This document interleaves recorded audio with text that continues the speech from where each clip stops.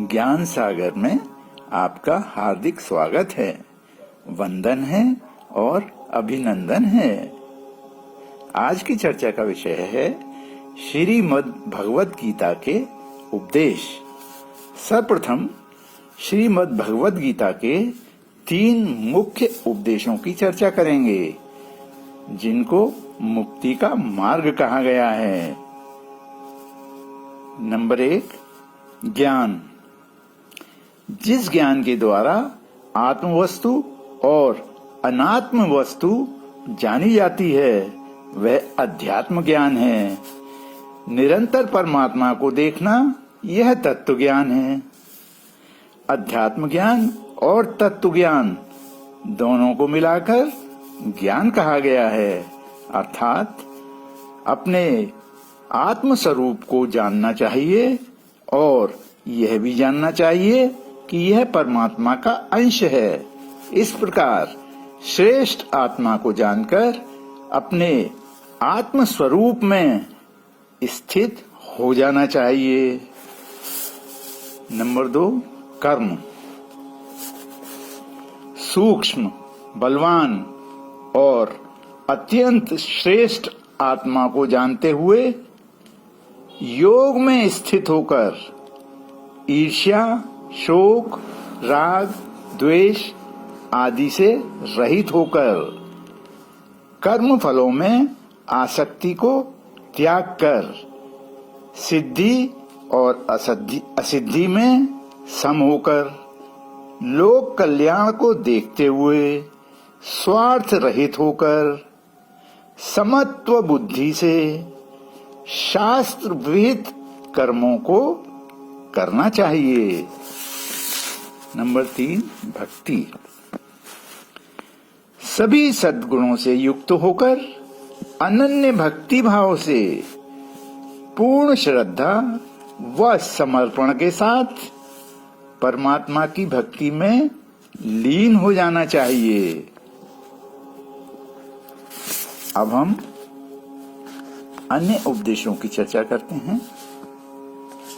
1, सांसारिक मोह के कारण ही मनुष्य मैं क्या करूं और क्या नहीं करूं, इस दुविधा में फंसकर कर्तव्यच्युत हो जाता है। अतः मोह या सुखासक्ति के वशीभूत नहीं होना चाहिए।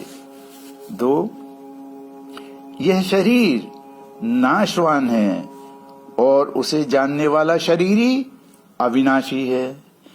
इस विवेक को महत्व देना और अपने कर्तव्य का पालन करना चाहिए। 3, निष्काम भाव पूर्वक केवल दूसरों के हित के लिए अपने कर्तव्य का तत्परता से पालन करने मात्र से कल्याण हो जाता है। 4, कर्म बंधन से छूटने के 2 उपाय हैं। कर्मों के तत्व को जानकर निस्वार्थ भाव से कर्म करना और आत्म तत्व का अनुभव करना। 5, मनुष्य को अनुकूल प्रतिकूल परिस्थितियों के आने पर समभाव में स्थित होकर सुखी दुखी नहीं होना चाहिए। 6, किसी भी साधन से अंतःकरण में समता आनी चाहिए। समता आए बिना मनुष्य सर्वथा निर्विकार नहीं हो सकता। 7, सब कुछ परमात्मा ही है, ऐसा स्वीकार कर लेना आत्म कल्याण का सर्वश्रेष्ठ साधन है। 8,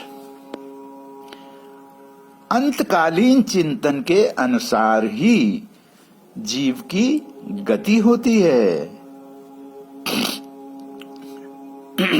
अतः मनुष्य को हरदम परमात्मा का स्मरण करते हुए और अपने कर्तव्य का पालन करना चाहिए, जिससे अंतकाल में परमात्मा की स्मृति बनी रहे।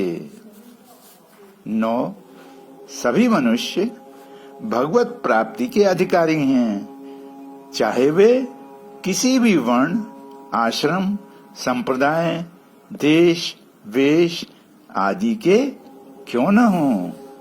10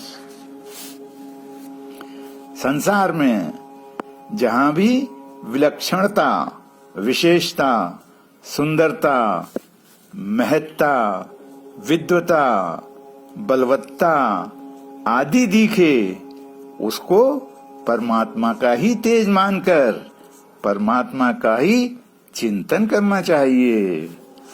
11 इस जगत को परमात्मा का ही स्वरूप मानकर मनुष्य परमात्मा के विराट रूप के दर्शन कर सकता है।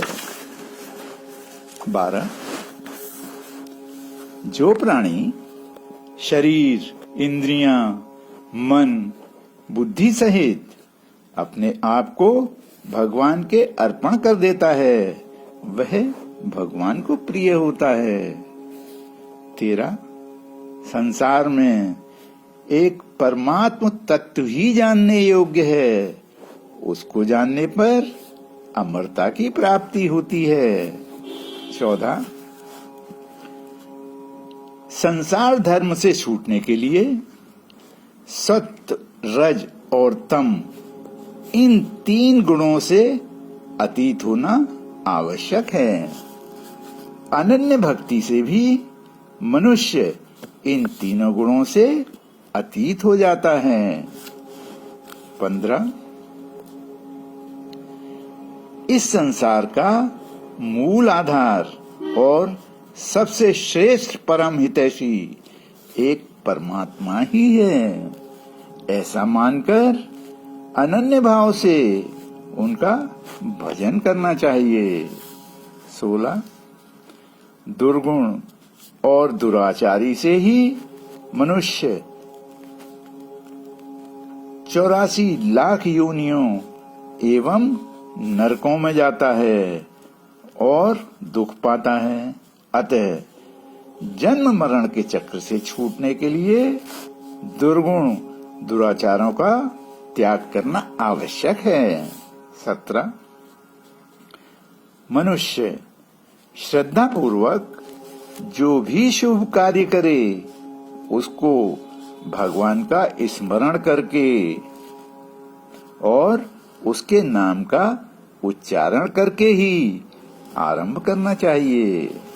18 सब ग्रंथों का वेद हैं, वेदों का सार उपनिषद हैं, उपनिषदों का सार गीता है और गीता का सार भगवान की शरणागति है। जो अनन्य भाव से भगवान की शरण हो जाता है, उसे भगवान संपूर्ण पापों से मुक्त कर देते हैं। 19 जिस प्रकार मनुष्य अपने पुराने वस्त्रों को त्याग कर नवीन वस्त्र धारण करता है, उसी प्रकार यह आत्मा पुराने शरीर को छोड़कर नवीन शरीर धारण करता है। जो उत्पन्न हुआ है उसकी मृत्यु निश्चित है और जो मरता है उसका जन्म निश्चित है। अतः इस अपरिहार्य बात का शोक नहीं करना चाहिए। 20 मनुष्य को 4 पुरुषार्थ धर्म, अर्थ, काम और मोक्ष को अवश्य सिद्ध करना चाहिए। अब मैं अपनी वाणी को विराम देता हूँ। ईश्वर सबका कल्याण करें। धन्यवाद।